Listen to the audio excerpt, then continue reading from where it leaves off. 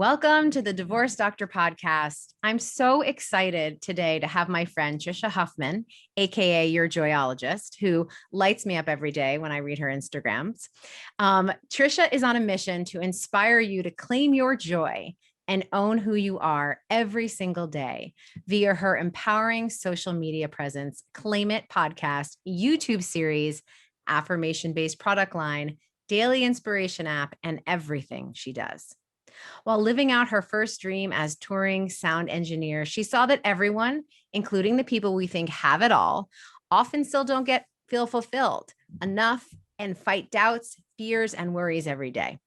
With her unique background and knowledge in self-care and wellness, managing her fibromyalgia so she could live her dreams, and the entertainment world she first created, that's where she created her Joyology to keep artists healthy, grounded, and inspired in body and mind while on tour. She now works with everyone from Grammy Award winning artists to stay-at-home moms via her one-on-one and group coaching programs. She encourages people to call them into and keep them in integrity with who they want to be in the world, and most importantly, for themselves. And she, y'all, is the real deal. She really is. That is not part of her bio. That is what I am saying. She is the real deal. And I am so happy to have you here. Thank you so much for being here. Tricia, I start the podcast asking everyone the same question, which is, if you had to use one word to describe your divorce and separation, and what would it be? At this moment? Sure. Exhilarating. I don't think someone said that word before. I love it. Exhilarating. That's what came to me. So beautiful. Oh, I love it. And we're going to get into why it's been so exhilarating for you. I can't wait to hear.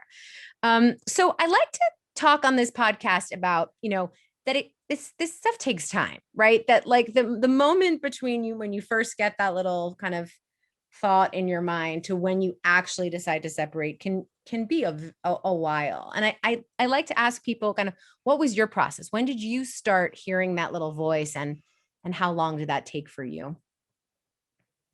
Yeah. You know what? When we were first dating,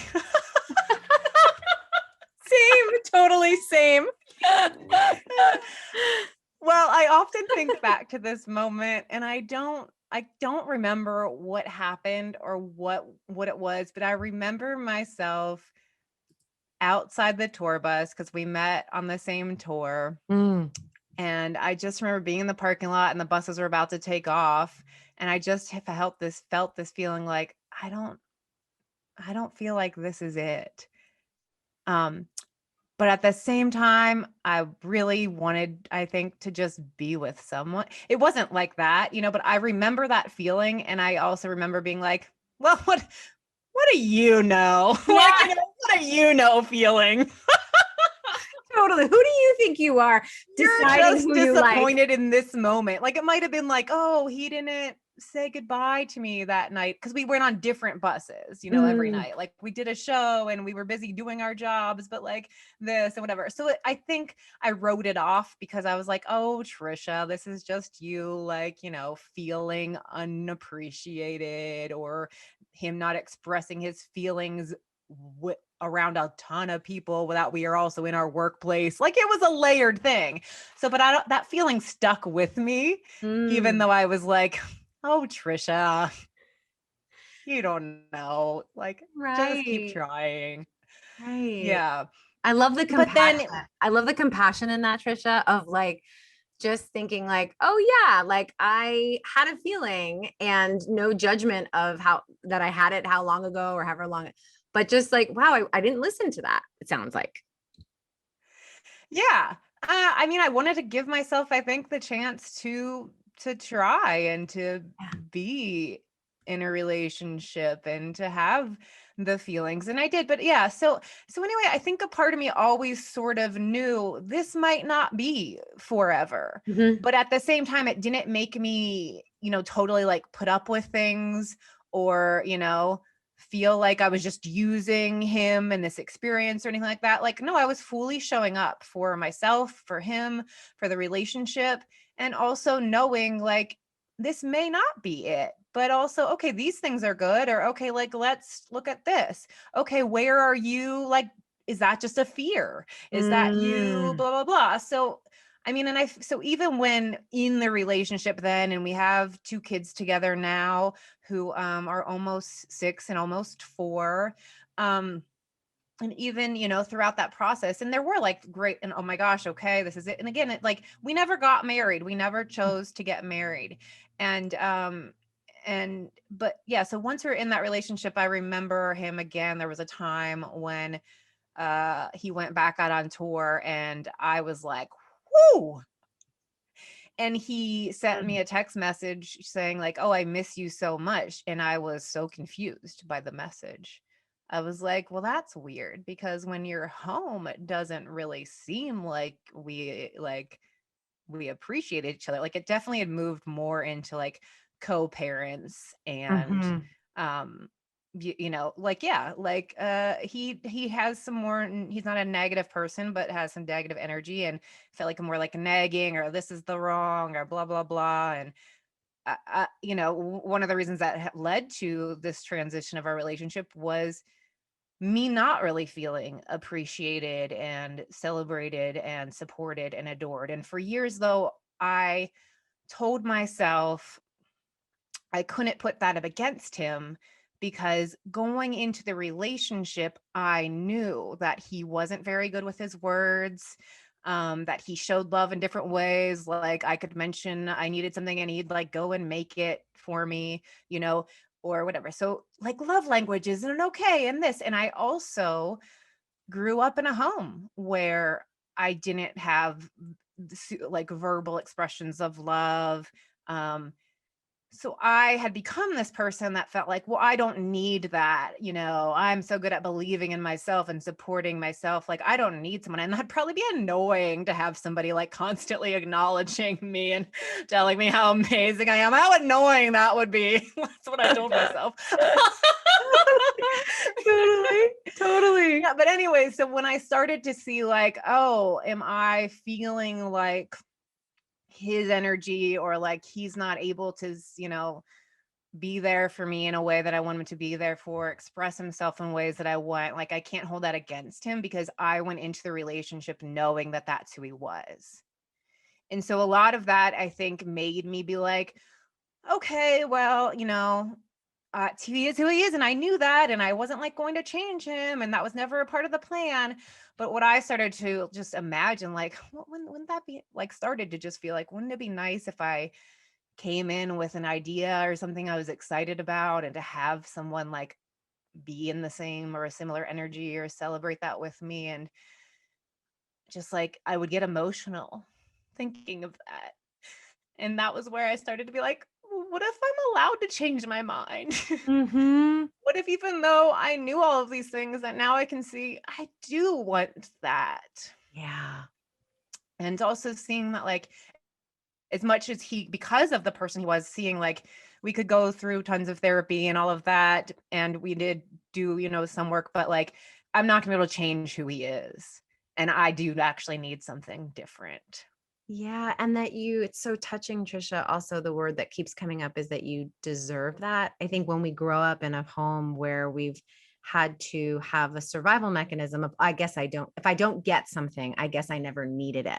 That's just how kids need to manage a situation that isn't exactly what they want, because you can't say my parents are the worst because you need them. So you have to find a way to make it something about you, right? So you don't need that. And it's so interesting because it then happened in the relationship, and I have chills thinking that how you were like, wait, I do need that and I deserve that. And I wonder, I mean, also you were getting it from other people, I imagine, from friends, and like it's not like everyone wasn't giving you that, right? No, but because of childhood and how like love is expressed, I carried around this message that I somehow as a child internalized: nobody cares about me. So then I took on the role of, I don't need you. So I moved through a lot of my life as I don't need you. And it really worked for me until it didn't. I became really independent. I went after things. I don't care if anybody believes in me or blah, blah, blah. I'll show you. I got this. And so I really have done a great job of showing up for myself in my life. But like I then had to get to a point where like I started to feel like so lonely and really like nobody's ever there for me. And I have these amazing friendships, but I don't even feel like, are they my friends? And I don't really trust them. Like starting to see, and I realized that like I didn't open up to people very much. And I Mhm. went to Mhm. that. So this was like, decades ago now, like seeing this and the evolution, but of course I still have that like down inside of me. So I can still make up, nobody believes in me and nobody cares about me. And so then when I'm feeling that in the person that lives in my home, and it's also, I had to, come to the realization of he very well may believe in me, but the capacity that I have to believe in myself and to believe in other people is so high that unfortunately, me sharing space with someone that can't see possibilities for himself, Mhm.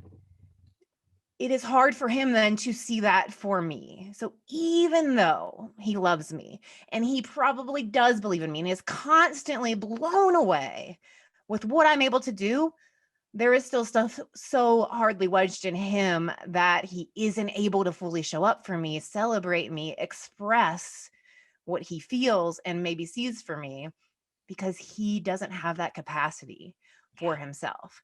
And that sucks. It sucks for him, but it sucks for me. But again, like I had to see that he's an amazing person. He's not bad. He's not wrong. Like, sure, he has some negative tendencies, but like, and that also, like, again, with like you was talking about childhood, my parents aren't bad. Like, so seeing, like, holding the space for the both, like my parents did an amazing job at showing me love. It wasn't though maybe what I needed. Like, he is an amazing person, but we're not matched. And so like allowing myself to then be like, it's okay for me to want somebody who can meet me where I'm at in this space of vision, having possibilities and believing in myself.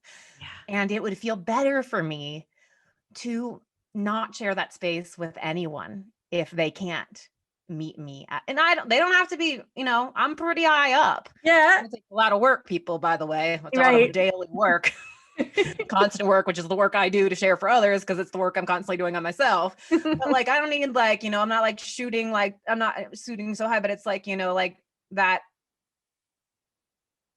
I've given myself so much space Yeah. and reclaimed, like I've gone through these years in a relationship, still believing in myself, still doing things. So still there, but the shift in our relationship has allowed me to expand so much more again.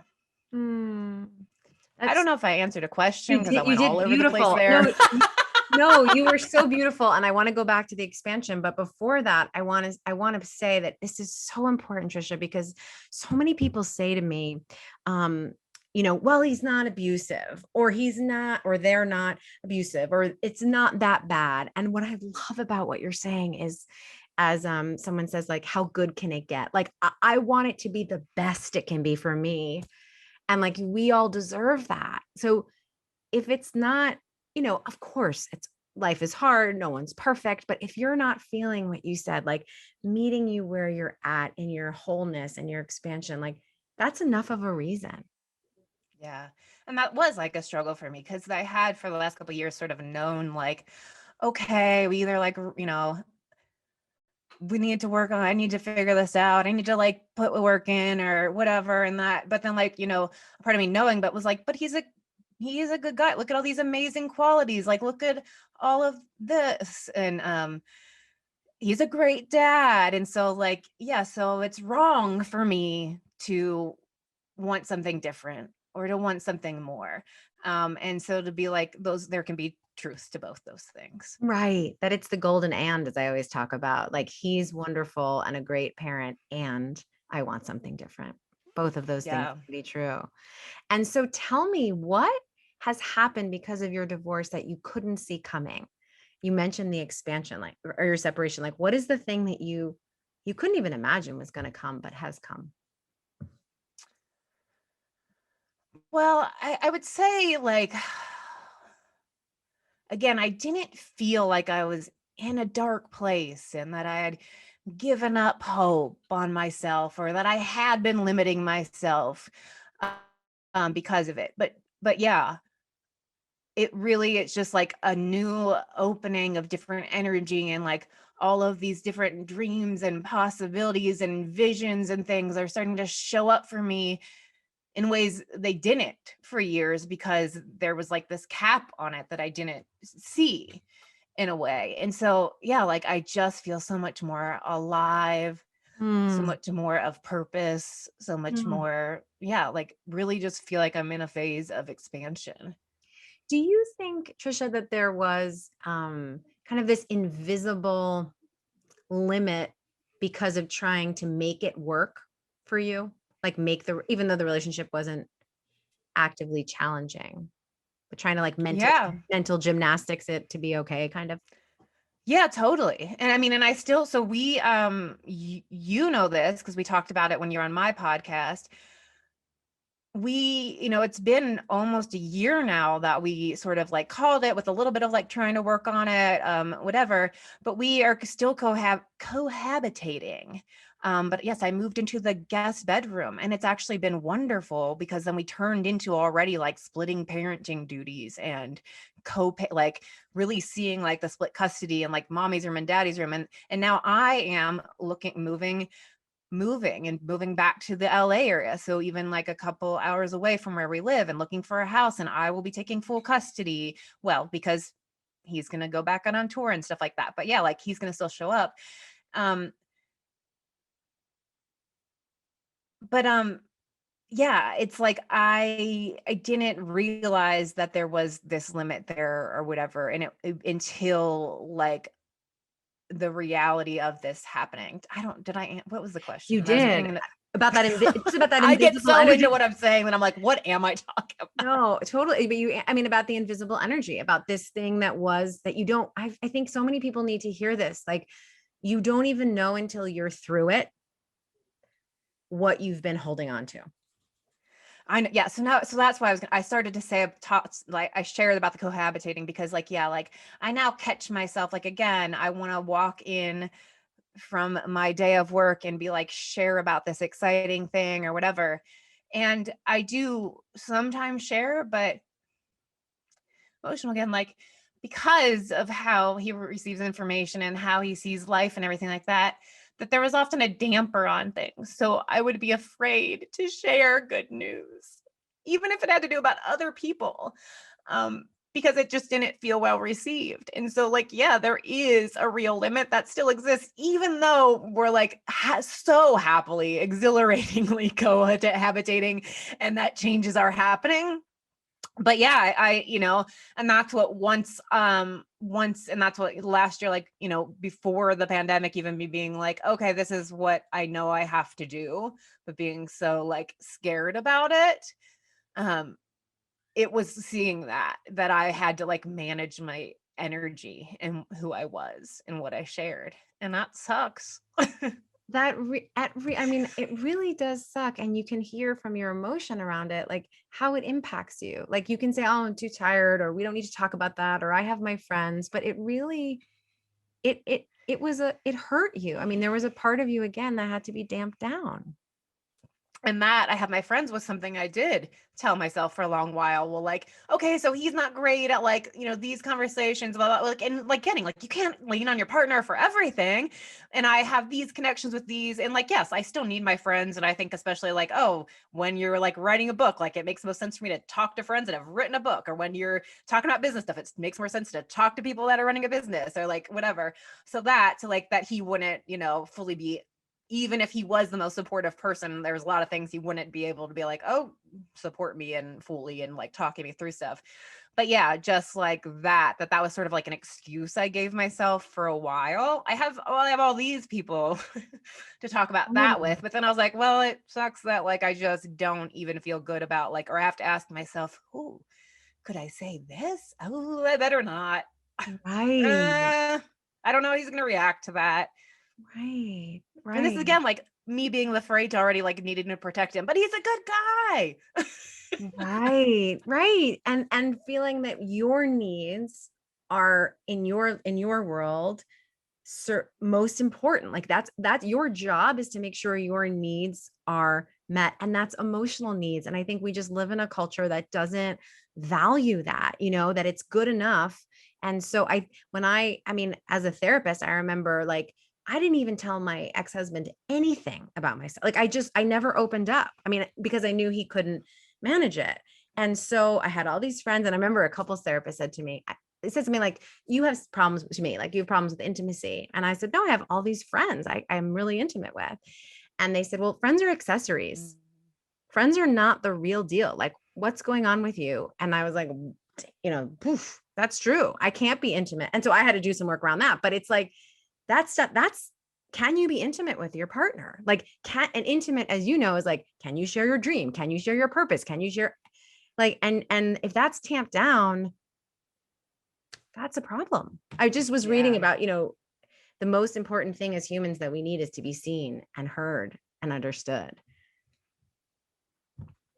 And so Yeah, and that's right? something that I've like lived by my works about, but yet I was like being like, oh, Totally same, like 100% same. So Tricia, you have some amazing words that you use with your kids to describe this transition time. Can you, and not calling it separation, don't you call it like your transition? I mean, there's just some words that you use, I think, that are not traditional. Do you remember those? yeah. Well, my kids honestly have been fine with it, and we Yeah. didn't really need to even transition a relationship because also since I was always clear with them, when they started getting into like watching like, oh, they're gonna get married, that person's married, then I would, like, and I'd be like, oh, we're not married. I would just because Mm. that. So that's actually like been helpful. So then even when I moved into the guest bedroom, well, why are you down here? Well, I want my own bedroom, like you have your own bedroom, like. Mhm.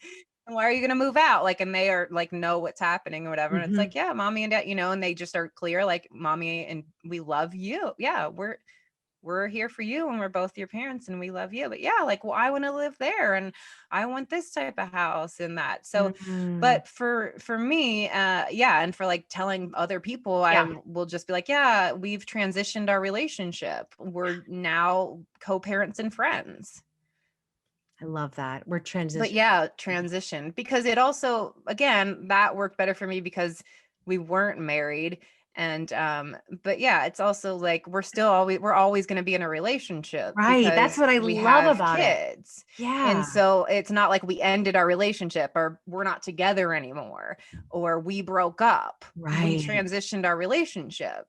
I love that. I love that so much. And we should change that word divorce to transitioning a relationship. Like, that is so fantastic. Even if you've been married. I mean, I think it's so, so powerful. So I do want to ask you, if you don't mind sharing, kind of what healing what kind of healing have you leaned into to help you through this transition of your relationship? Hmm. I mean, it was really supportive of me to, talk to girlfriends and especially like people that had gone through Mhm. their own like transitions because like felt like they had could hold that space more. Mhm.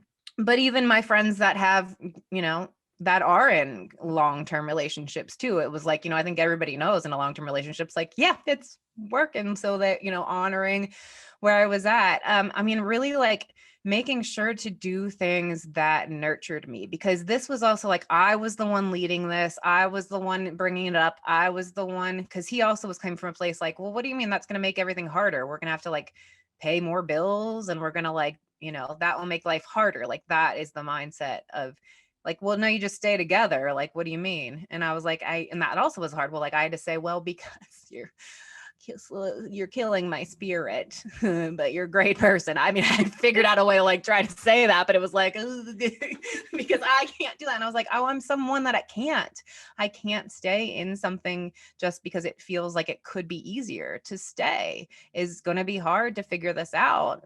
But, you know, it's going to be what's best. And also for him, and it was helpful to be like nothing's permanent. Like for now we're going to live in the same house and do this, and then I will move here, and then maybe you will move closer, and I'm going to have full custody because you do this. Hopefully we could have split custody. So and that's also been helpful for me and my healing, is sort of like not everything has to be figured out right now for the rest of our lives. Yes, Um, yes, yes. I think and that's a gift that you also have with the not having to have a lawyer or a mediator, right? That because I think there's this expectation. I was just talking to another client that you do a co-parenting plan and it's like forever, right? There's so much permanence as opposed to we're going to move through this with this fluidity and things are going to shift and change. yeah. And then like really it's just been like making sure to like, because how can I, what can I do to nurture myself? Because like I said, even though I was the one like leading it, and so it is like, yes, oh my gosh, and now sort of feeling this freedom, it is like the challenges of then like, okay, if I'm going to be then affording a rent, like I'm going to then be taking on all these, which that also was financial was a big part that like, kept me for a while. And that's also at a point that I was like, if I was on a ton of money, then I probably would have already moved out. Like that realization was like, okay, like if I'm staying here because it is easier to pay the bills, then I at least need to start having this conversation.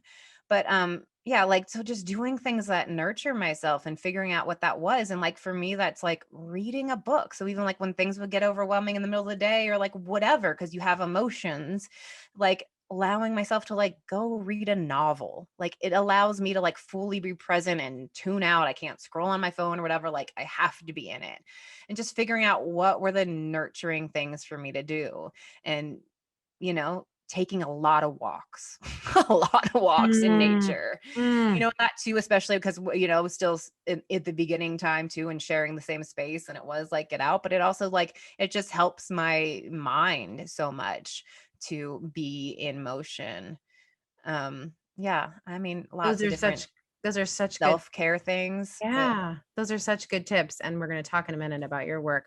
So, the last question I ask everyone on the podcast, if you could go back, Tricia, to, maybe that beautiful young woman who was, they're about to go on the 2 tour buses back then, with the wisdom that you know now, or to you when you were thinking, if I had money, I would have left. What message would you give your younger self with what you know now?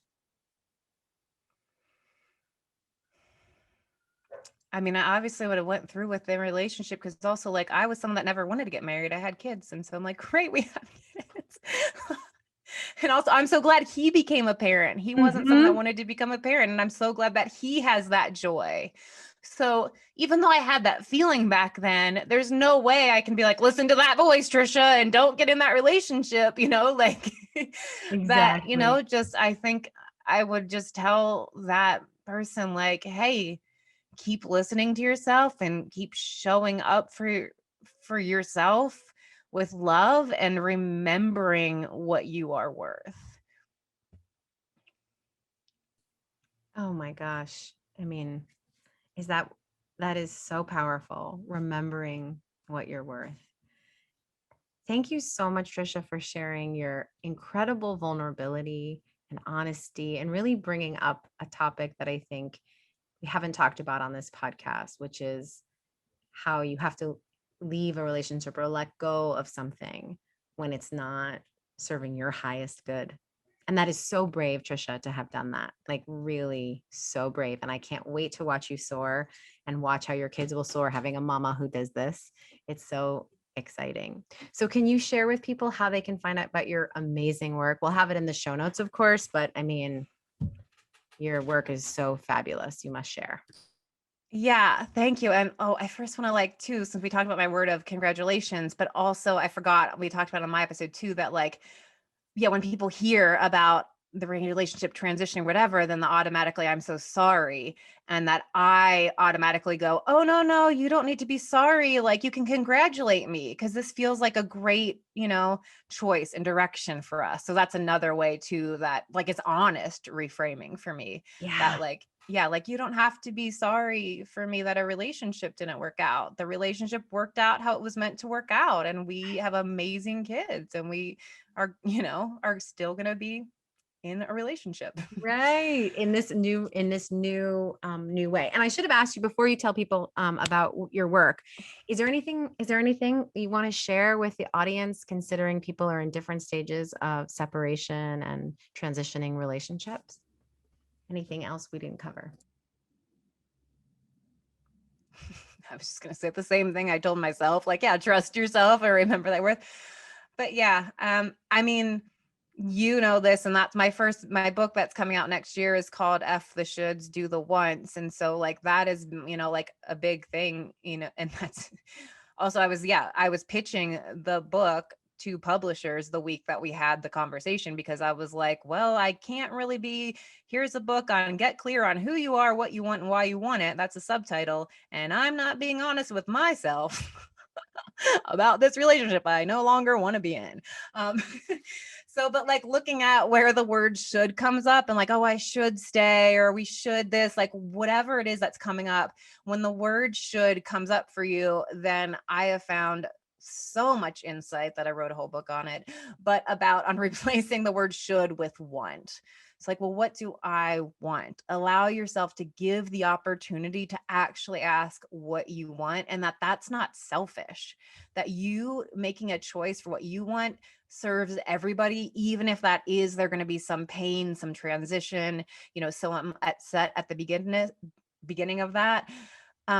But yeah, you doing what you want, then that means that you are living from this place of like your light, you're fully showing up for yourself, that like you are a different version of yourself, the more true version of yourself. And that's, everybody gets to experience that person.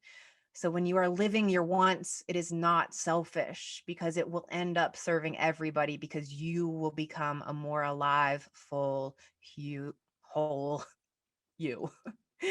Oh my God. Well said. So true. I couldn't agree anymore. Your family, your friends, everyone will thank you. Everyone. So now, Tricia, can you share a little bit about how people can find your amazing work? And your merch is so amazing. Yeah. So everything's at yourjoyologist.com.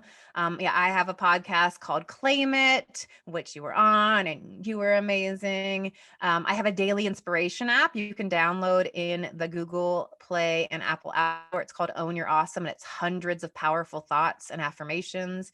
So you can have an awesome thought come up every day, or go to it anytime you need it, like for some support boost. A lot of people tell me that it's a magical and it gives them exactly what they need. Oh, Products are in my shop, which you can get at the website, and on social media. I'm most active on Instagram. _ Tricia Huffman is my main profile. And then I also have Your Joyologist, which is more like products and stuff now. But yeah, most things you can find me at Your Joyologist, or now Tricia Huffman, because I'm finally using my own name again. so or exciting. for the first time. For the first I just time. went by Your Joyologist for so long. Well, I'm so glad to watch you come and expand, and Tricia Huffman to come through. So thank you so much for sharing your story and being so open with us. It's been an honor to have a chance to interview you. Thank you. You're so welcome. Thanks for having me and holding the space. Always.